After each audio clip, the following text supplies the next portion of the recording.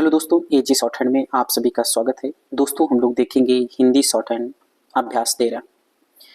यहाँ पर कुछ शब्द दिए गए हैं, इसको हमें शॉर्ट हैंड में लिखना है। अगर पहले शब्द की हम बात करें तो पहला शब्द लिखा गया है दास। तो दास को हम शॉर्ट हैंड में कैसे लिखेंगे? पहले हम द बनाएंगे। द का व्यंजन आप बनाना सीख गए होंगे। फिर हम इसमें स लिखेंगे। द पे आ की मात्रा है तो आ की मात्रा व्यंजन के पहले स्थान पर मोटे डैश के रूप में लगता है, तो हम यहाँ पर मोटा डैश रखेंगे। अगला शब्द है मान, तो पहले हम मान लिखेंगे और फिर न लिखेंगे। म में आ का स्वर है तो हम आ का स्वर कहाँ लगाते हैं? म के पहले स्थान पर मोटे डैश के रूप में। ये हो गया मान। उसी प्रकार यदि हमें नाम लिखना हो तो हम पहले न बनाएंगे और फिर हम म बनाएंगे। अब न में आ का स्वर है तो आ का स्वर मोटे डैश के रूप में लगाते हैं। कहाँ लगाते हैं? पहले स्थान पर, तो हम पहले स्थान पर मोटा डैश लगाएंगे। अब यहाँ पर लिखा गया है इस, तो पहले हम स बनाएंगे और फिर ई का स्वर लगाएंगे। ई का स्वर हल्के बिंदु के रूप में व्यंजन के तीसरे स्थान पर लगता है, तो हम व्यंजन के तीसरे स्थान पर लगाएंगे। उसी प्रकार अगर हमें लिखना हो रोज तो पहले हम र लिखेंगे, फिर हम स लिखेंगे। र पे ऊ की मात्रा लगती है तो ऊ की मात्रा मोटे डैश के रूप में दूसरे स्थान पर लगता है, तो हम दूसरे स्थान पर लगाएंगे रोज। अगला शब्द है मूसा, तो पहले हम माँ लिखेंगे और फिर हम इसको स लिखेंगे। फिर से देखते हैं, हम पहले माँ का व्यंजन बनाएंगे और फिर हम स का व्यंजन बनाएंगे। माँ कटता है तो हम इसको काट देंगे। म पे बड़े ऊ का स्वर है, तीसरे स्थान की मात्रा है। तीसरे स्थान की मात्रा अपने बाद वाले व्यंजन के बाहरी भाग के तीसरे स्थान पर लगता है, तो हम इसे तीसरे स्थान पर लगाएंगे, यानी यहाँ पर लगाएंगे। और स पे आ का स्वर है तो आ का स्वर पहले स्थान पर लगता है, तो उसको हम पहले स्थान पर लगाएंगे मोटे डैश के रूप में। यहाँ पर देखेंगे दूसरी लाइन में पहला शब्द दिया गया है शेष, तो पहले हम स लिखेंगे और फिर हम स लिखेंगे। स पर ए का स्वर है तो हम ए का स्वर लगाएंगे। ठीक है, ए का स्वर कहाँ लगता है? मोटे बिंदु के रूप में व्यंजन के दूसरे स्थान पर। अगर चीजें आपको नहीं समझ में आ रही हो तो आप क्रम वाइज देखेंगे तो सारी चीजें आपको अच्छे से समझ में आएंगी। ठीक है, बीच से देखने से समझ में नहीं आएगा क्योंकि थोड़ा सा नीरस है, और मैं कोशिश करता हूं कि आपको अच्छे से सिखा सकूं। इसीलिए जो भी शॉर्ट हैंड में शब्द दिए रहते हैं उसको मैं हिंदी में ट्रांसलेट करता हूं और फिर उसको मैं शॉर्ट हैंड में लिखना बताता हूं। हिंदी तो आप लोग जान ही रहे होंगे, उसको शॉर्ट हैंड में लिखना आसानी से सीख सकते हैं। लेकिन अगर कहा जाए कि शॉर्ट हैंड से हिंदी बनाइए तो थोड़ा सा मुश्किल होता है, मेरा ऐसा मानना है। और कोशिश करेंगे तो आप घर बैठे बहुत आसानी से सीख सकते हैं। कोई भी समस्या हो शॉर्ट हैंड से संबंधित आप कमेंट बॉक्स में कमेंट कर सकते हैं। मैं कोशिश करूंगा कि आपकी समस्या का समाधान करूं। अगला शब्द है सामो, तो हम पहले स लिखेंगे। स का व्यंजन इधर से भी बनता है, उधर से भी बनता है, इस तरह से भी, तो हम ये वाला लेंगे और इसमें हम म जोड़ेंगे। स पे आ का स्वर है तो हम इसको आ का स्वर पहले स्थान पर लगाएंगे मोटे डैश के रूप में। म पे ओ का स्वर है तो मोटे डैश के रूप में व्यंजन के दूसरे स्थान पर लगता है, तो हम दूसरे स्थान पर लगाएंगे। अगला शब्द है रूसी, तो पहले हम र लिखेंगे और फिर हम स लिखेंगे। तो र पे ओ का स्वर है, ओ का स्वर दूसरे स्थान पर लगता है, यानी व्यंजन के दूसरे स्थान पर मोटे डैश के रूप में। और स पे बड़ी का स्वर है, बड़ी का स्वर बिंदु के रूप में, मोटे बिंदु के रूप में व्यंजन के तीसरे स्थान पर लगता है, तो हम तीसरे स्थान पर लगा देंगे। अगले शब्द की बात करें तो अगले शब्द लिखा गया है सा, तो पहले हम सा का व्यंजन बनाएंगे। और स पे आ का स्वर है तो आ का स्वर व्यंजन के पहले स्थान पर मोटे डैश के रूप में लगता है, तो हम मोटे डैश के रूप में लगा देंगे। ठीक है ना। अब यहाँ पर देखेंगे तो शब्द लिखा गया है सीरत, पहले हमें स बनाना है फिर र बनाना है। स पे बड़ी का स्वर है तो बड़ी का स्वर कहाँ लगेगा? र के बाहरी भाग के तीसरे स्थान पर। क्यों?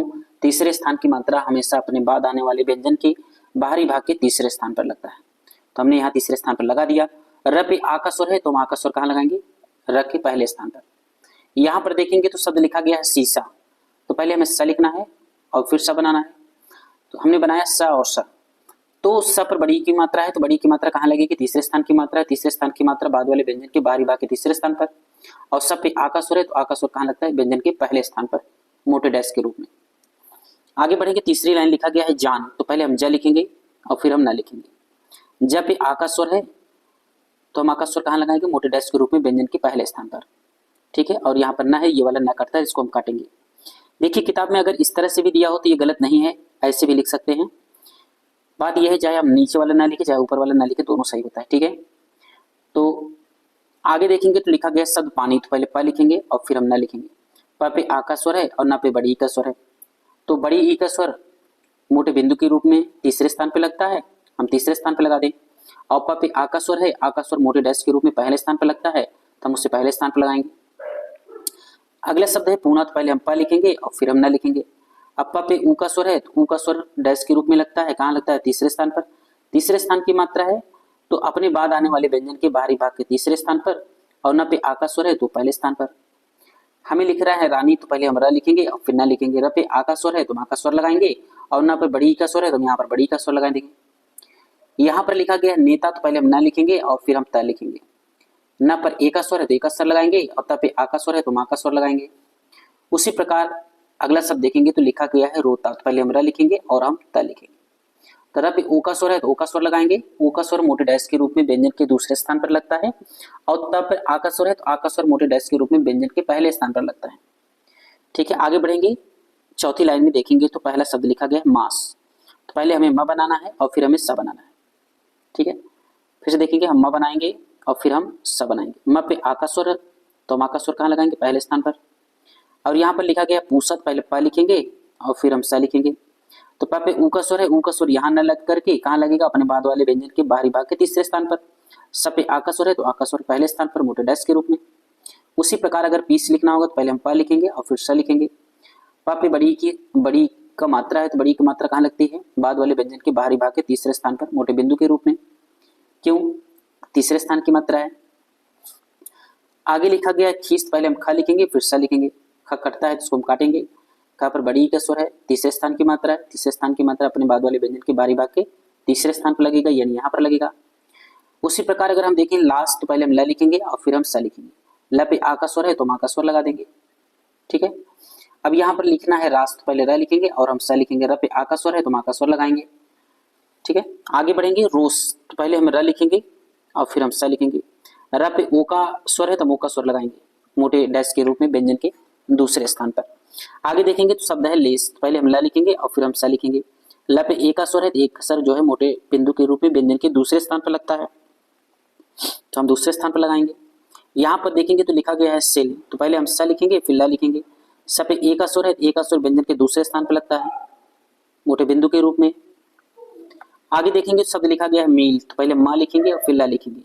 म पे बड़ी का स्वर है तो बड़ी का स्वर अपने बाद वाले व्यंजन के बाहरी भाग के तीसरे स्थान पर, यानी यहाँ पर लगेगा। उसी प्रकार अगर हमें रूल लिखना है तो पहले र लिखेंगे और फिर ला लिखेंगे। र पे बड़े ऊ का स्वर है तो बड़े ऊ का स्वर यहाँ लगाएंगे, यानी ये हो गया। यहाँ पर लिखा गया है रेल, तो पहले र लिखेंगे और फिर ला लिखेंगे।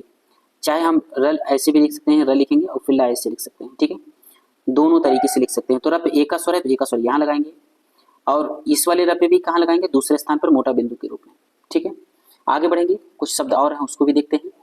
यहाँ पर देखेंगे तो पहला शब्द लिखा गया है टान, तो पहले हमें ट लिखना है और फिर हमें न लिखना है।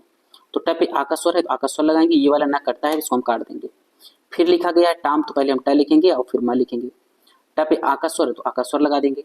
ठीक है, यहाँ पर लिखा गया थान, तो पहले हम थ लिखेंगे और हम फिर न लिखेंगे। ये वाला न कटता है तो काट देंगे, थ कटता है तो काट देंगे। थ पे आ का स्वर है तो आ का स्वर लगा देंगे। यहाँ पर देखेंगे लिखा गया है मान, तो पहले हम मा लिखेंगे न लिखेंगे।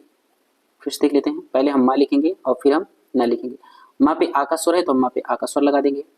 यहाँ पर शब्द लिखा गया है नेक, तो पहले हम न लिखेंगे और फिर हम का जोड़ देंगे। न पे ए का स्वर है तो मे का स्वर लगा देंगे। यहाँ पर शब्द लिखा गया है राग, तो पहले हम र लिखेंगे और ग लिखेंगे। तो र पे आ का स्वर है तो मा का स्वर क्या है? पहले स्थान पर मोटे डैश के रूप में आ का स्वर लगा देंगे। ठीक है, अब जो हिंदी शॉर्टहैंड है, जो ऋषि प्रणाली है, अभ्यास 13 के बाद कुछ सब चिन्ह आते हैं। सब चिन्ह का तात्पर्य यह है, कुछ शब्द ऐसे होते हैं जो एक विशेष चिन्ह से दर्शित किए जाते हैं, यानी दर्शाए जाते हैं, उसे हमें याद रखना होता है, जिससे हमारी जो है गति बढ़ाने में बहुत मदद करता है।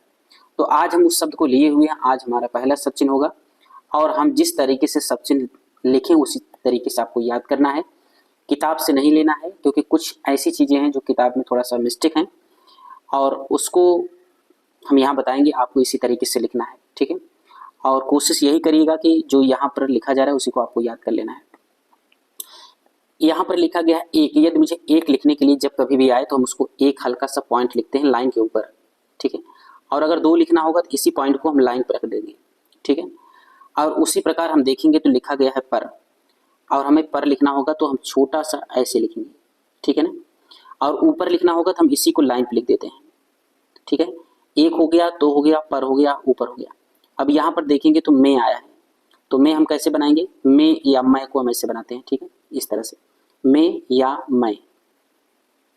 ठीक है, हम इस तरह से बनाएंगे।